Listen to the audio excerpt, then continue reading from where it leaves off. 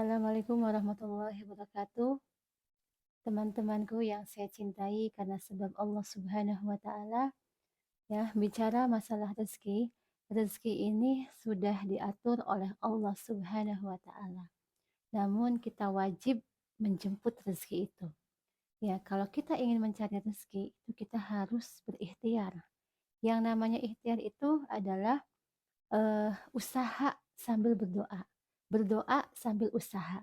Tidak ada orang yang mencari rezeki hanya dengan doa saja, namun tidak usaha. Dan begitu juga sebaliknya, kita usaha terus mencari rezeki, namun kita tidak dibarengi dengan doa, maka rezekinya tidak akan berkah. Ya. Jadi di sini masalah rezeki ini kadang-kadang banyak orang yang berpikiran suudon dengan Allah Subhanahu Wa Taala, merasa kalau kita melihat seseorang, ya, tetangga kita contohnya, rezekinya lebih daripada kita, langsung timbul suudzon. Ya Allah, kok saya dikasih segini, kalau tetangga saya dikasih berlebih. Nah, padahal apa yang tetangga itu miliki adalah hasil dari ikhtiar, usaha sambil berdoa. Nah, di sini ada amalan ketika kita baca, ya. Amalan ini ketika kita baca, insya Allah bisa merubah hidup kita, ya. Amalan ini adalah amalan penarik rezeki, ya. Amalan di mana pada saat kita baca, ya, amalannya singkat, cukup dibaca satu kali, namun ketika kita istiqomahkan bacaan ini, maka Allah akan merubah hidup kita, ya.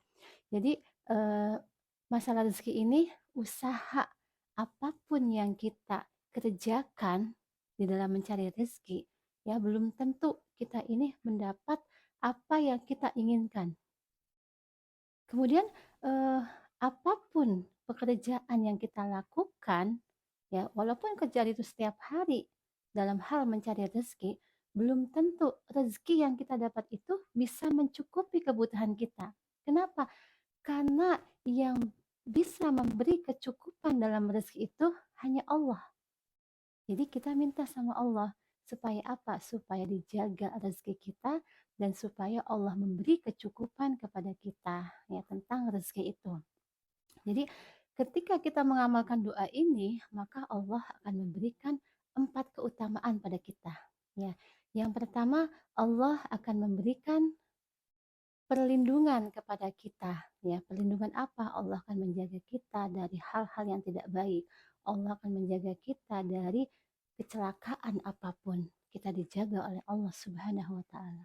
Kemudian Allah akan memberikan solusi yang terbaik kepada kita tentang urusan dunia kita. Jadi manakala kita mempunyai hajat, Allah akan mempermudah semua hajat-hajat kita, ya. Kalau kita istiqomah membaca doa ini. Kemudian yang ketiga, Allah akan memberikan kecukupan di dalam rezeki kita. Setiap hari kita ini akan diberi terus rezeki yang cukup oleh Allah Subhanahu wa taala. Beda, ya, antara rezeki banyak dan rezeki cukup. Kita diberi rezeki yang banyak oleh Allah. Nah, kalimat banyak itu bisa sekejap habis.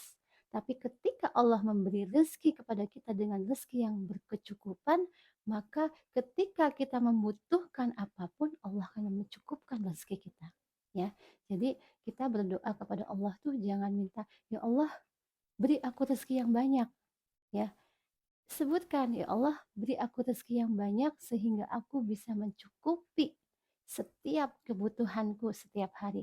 Kebutuhan aku, kebutuhan anak-anakku, kebutuhan suami, kebutuhan seisi rumah ini dicukupi oleh Engkau tiap hari. Jadi karena doa itu adalah, karena ucapan yang kita sebutkan itu adalah menjadi doa.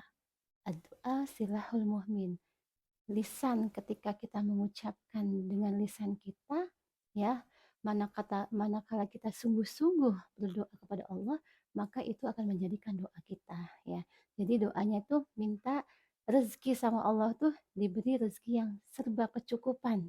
Kalau serba kecukupan, kita punya keinginan membeli mobil juga cukup uangnya, ya.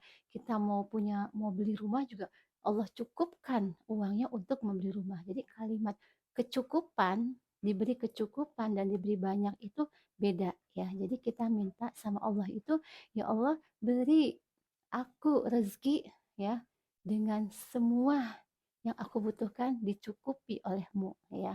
Jadi insya Allah akan memberikan kecukupan kepada kita tentang rezeki ya, masalah rezeki manakala kita beristiqomah membaca doa ini. Kemudian yang keempat, Allah akan menjaga kita dari godaan setan ya. Karena bisikan setan itu subhanallah ya bisa membuat pikiran kita atau hati kita itu berbuat negatif. Jadi kalau kita meminta kepada Allah dijaga hati kita dari godaan setan, insya Allah manakala kita membaca doa ini, Allah akan jaga hati kita dari godaan setannya. Simple ya, bacaannya simple. Bismillahirrahmanirrahim. La haula wala quwata illa billah ya. Saya yakin anak-anak RA, anak-anak TPQ itu juga terbiasa melafalkan karena tiap hari mereka juga apa diingatkan oleh gurunya ketika keluar rumah bacalah doa Bismillahirrahmanirrahim. Pada saat suami yang membaca itu ingin mencari nafkah, maka Allah memberikan jalan, kemudahan-kemudahan jalan pada saat mencari rezeki. Di tempat kerjanya nyaman, di tempat kerjanya itu tenang, ya, hatinya tidak gelisah. Kenapa? Karena pada saat kita keluar rumah, ya, kita membaca.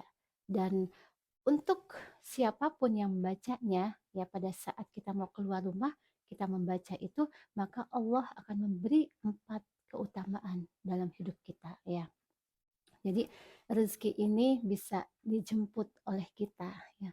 Kita memang membutuhkan rezeki, tapi rezeki yang memberi rezeki itu adalah Allah. Walaupun rezeki itu sudah ditakar oleh Allah untuk hambanya masing-masing. Antara hamba satu dengan hamba lain tidak mungkin akan tertukar rezekinya. Namun kata Allah, apabila kita ingin rezeki lebih, ya, rezeki itu memang sudah ditentukan oleh Allah Subhanahu wa taala. Namun Allah bisa memberikan lebih rezekinya kepada kita kalau kita minta. Ya. Kita minta sama Allah tuh beda dengan manusia. Yang namanya makhluk itu ada bosannya. Ya, jangankan orang lain, saudara. Ketika kita butuh sesuatu, kita minta kepada saudara kita, minta bantuan kepada saudara kita, sekali dua kali kita diberi. Tapi lama-lama kalau kita terus meminta kepada saudara, minta bantuan pada saudara, maka saudara itu juga akan bosan. Tapi Allah beda. Ketika kita butuh kepada Allah, setiap malam, setiap hari kita minta sama Allah, Allah tuh nggak bosan. Malah Allah senang. Allah senang dengan hambanya yang setiap hari minta sama Allah. Ya, kalau perlu dengan nangis. Allah tuh senang kalau kita itu sujud malam hari ya. Kita menghidupkan malam ya. Menghidupkan malam itu bagi orang yang datang bulan tuh bisa ya. Karena menghidupkan malam itu bukan sholat. Menghidupkan malam itu bisa dengan berzikir kepada Allah. Jadi kalau orang yang eh, apa perempuan yang dalam keadaan haid ya jangan kecil hati. Duh saya lagi haid nih nggak bisa menghidupkan malam, sholat malam bisa dengan berzikir ya.